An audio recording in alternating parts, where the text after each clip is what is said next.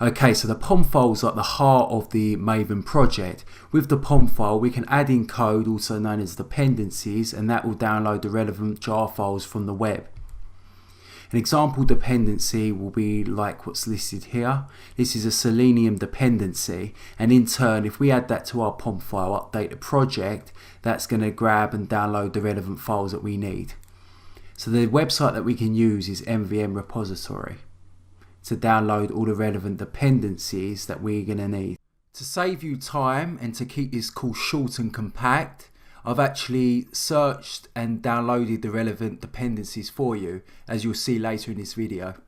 Okay, now let's get stuck in the practical side of things. If you're seeing this following message here once you've created your Maven project and you've followed the Eclipse video section to set up Eclipse correctly, and you'll see in that message there where it's saying that the incorrect JRE environment, so all you'll need to do is you're going to need to add the following code here. I'm going to add this code again in the course notes, just so if we update our project again, false updates, that should get rid of the problems there. So then what happens is, when we update our project, it looks into the POM file and then it grabs the relevant jar files that we need. So this code here is saying, okay, when you do an update, make sure that you're using the 1.8 Java JDK. The other thing it's also doing is it's searching, looking through the dependencies section here. So when you first create a Maven project, it comes inbuilt already with the JUnit dependency. JUnit is a testing framework which we're going to need when we're creating our Cucumber project in the next couple of modules. And what happens is JUnit comes bundled with different syntax which enables you to customize your tests, etc. So now what we're going to do is, we've located our POM file, so we double click the POM file, we then select POM.xml.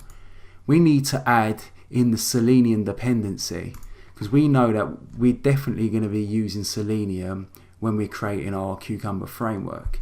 So what we do, if we want to update the dependencies or add new dependencies to the POM file, we go to the web, go to the following URL, we type in the jar files that we need. So one of them is going to be Selenium WebDriver. Click on this link here, and then we're going to select, let's say the popular one, 25 usages. Let's just copy this and paste it into the POM file. Let's format the code so it looks more neat. As you can see now, we've added this dependency. So what we need to do, as soon as we add a dependency, we need to update the project. So in turn, Maven will then grab the relevant files from the web. So press OK. Okay, so when you update your project or update the POM file, it's going to download the relevant jar files, and the jar files are situated in this following location. So it's going to be your user account, and it's always called the M2 folder. Inside there, and you click in repository, you're going to see all the jar files. So I'm going to show you something. So if I close Eclipse, okay, let me just make sure I save it. Close Eclipse. Close that. Okay, so if I then delete this folder here, okay, we've removed it. Now I'm going to open Eclipse again. I'm going to let Eclipse load and pause the video quickly.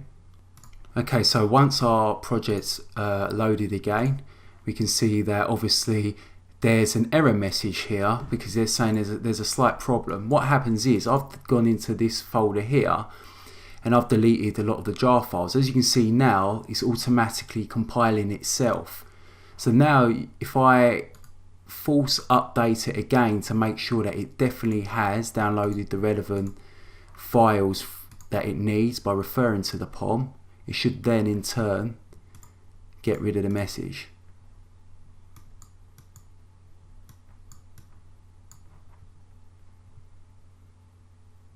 There you go.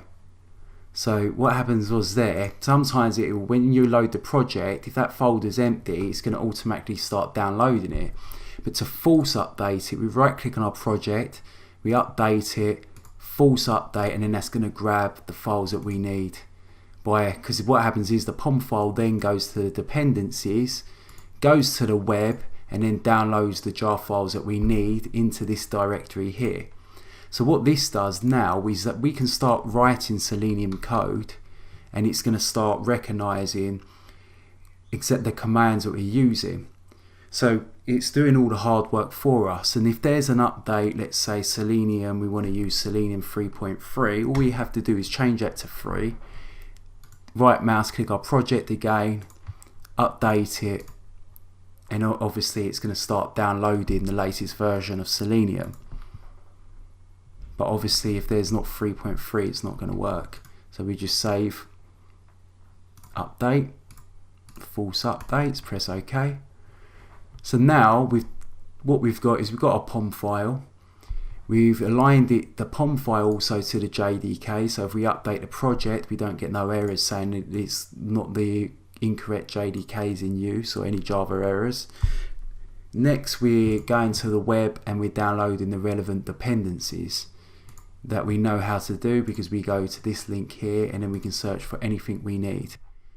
Okay, so to save you some time, what I've actually done is I've created a POM file, and in that POM file I've added all the relevant Cucumber dependencies and Selenium dependencies that we're going to need for the future courses or future videos. So what you can do is, if you create your own Maven project, if you can copy from the build downwards, copy all of this into your project. So from the build downwards, copy all the highlighted code and paste that into your POM file. And once you've done that, if you then just right mouse click, go Maven, run as, and then just go clean, so make sure we clean the project, so that get rid of all unnecessary files, old files. Then what we're going to do is go run, we're going to go Maven, update project, false updates.